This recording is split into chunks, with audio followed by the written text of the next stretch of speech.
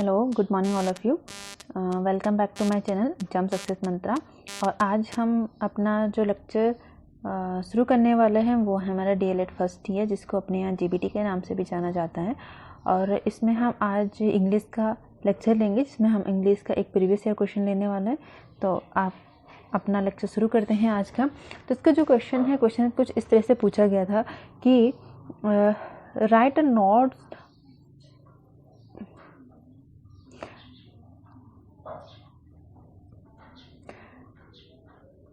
Right a note on first language इक्वाइजेशन।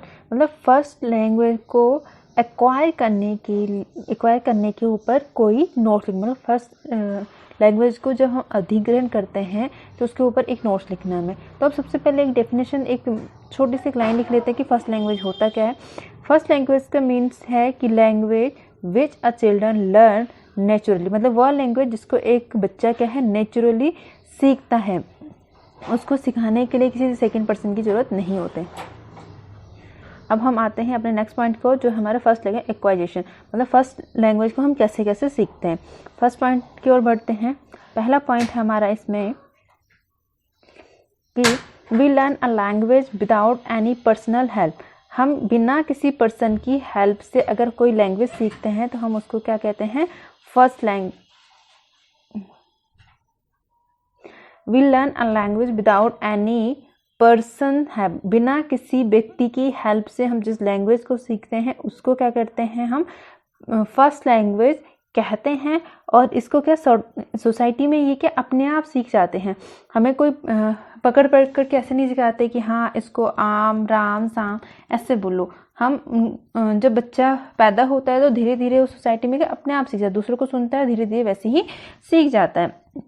तो ये है learn in a society it comes automatically. Society में ये अपने आप आ जाते हैं, बट लेकिन हमें ये पता नहीं चलता है कि कब किसी बच्चे ने जो लैंग्वेज है बोलना शुरू कर दें। But we do not know when a man start speaking a language. हमें नहीं पता कि बच्चे कब कोई लैंग्वेज को बोलना शुरू कर देते हैं। नेक्स्ट पॉइंट की ओर बढ़ते हैं। Language is learn in a lap of mother. मतलब लैंग्वेज क्या है, बच्चा माँ की गोद में ही सीखना शुरू कर देता है। लैंग्वेज जो है माँ की गोद से ही सीखना शुरू कर देता है। इसका मतलब क्या है, it's means language come to a children when he come environment outside mother's womb. मतलब बच्चे को ये लैंग्वेज आ जाती है, कब आती है, व्हेन जब ही कम इन द एनवायरमेंट, जब वो एनवायरमेंट में आता है। कहाँ से, आउटसाइड हिज मदर वूम, अपने माँ के पेट से, अपने मम्मी के वूम से। जब वो आउटसाइड मतलब एनवायरमेंट में आता है तब वो लैंग्वेज को सीखना शुरू कर देते हैं। दिस लर्निंग हैपेंस, ये लर्निंग होती है when a child come across a certain language. मतलब ये लर्निंग कब होती है, जब बच्चा किसी सर्टेन एक पर्टिकुलर लैंग्वेज के कांटेक्ट में आता है तो वो उस लैंग्वेज को सीख जाता है। तो इस तरह की लैंग्वेज इस तरह की जो लर्निंग होती है कब होती है, जब बच्चा किसी लैंग्वेज के कांटेक्ट में आता है। अपने अगले पॉइंट की ओर बढ़ें, जो हमारा थर्ड पॉइंट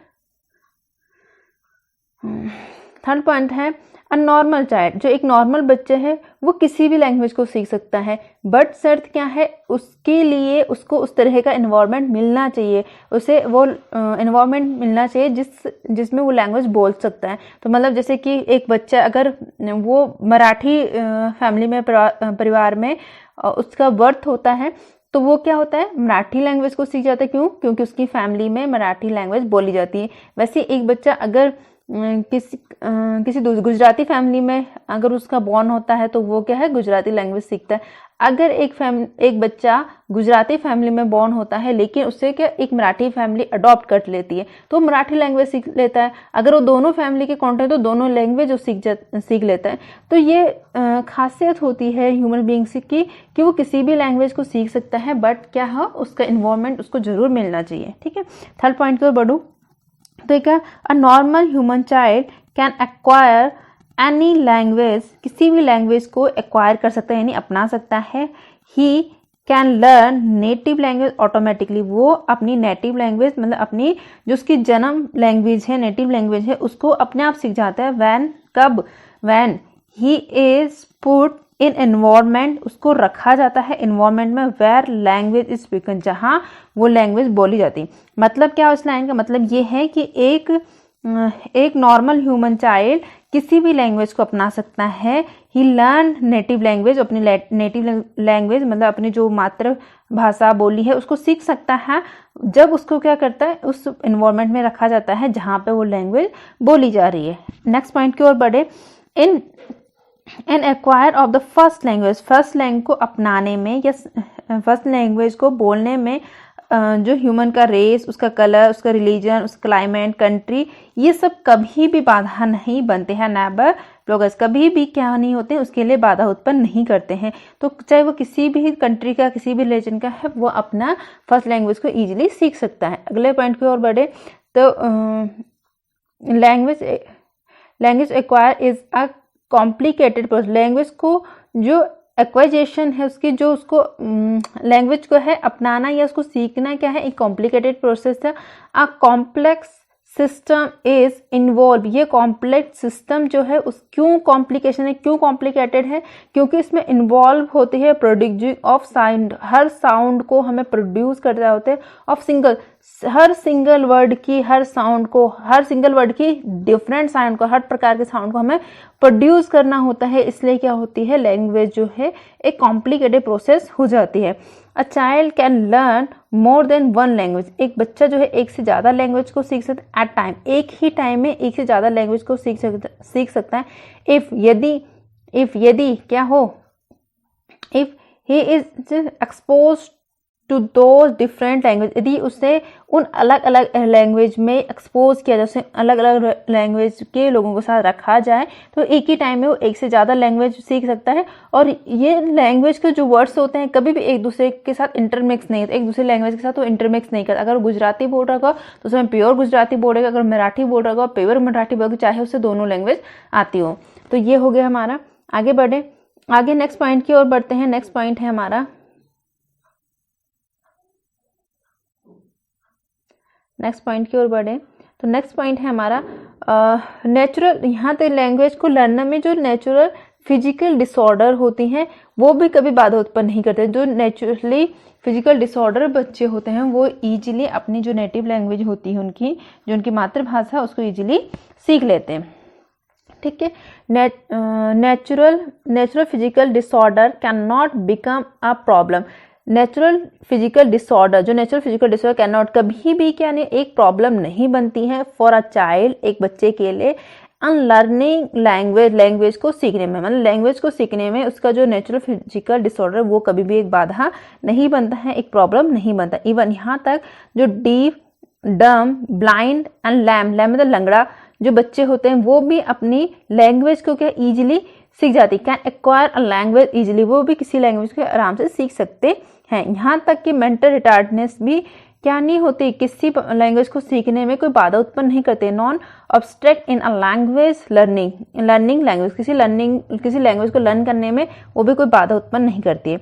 जब क्या होता है, हम एक बार किसी लैंग्वेज को सीख जाते हैं तो उसमें फ्लुएंसी कब आती है, वो शुद्ध कब जाते हैं, हमसे प्योर बिना गलती के कब बोलने लग जाते हैं, ये पता नहीं चलता है।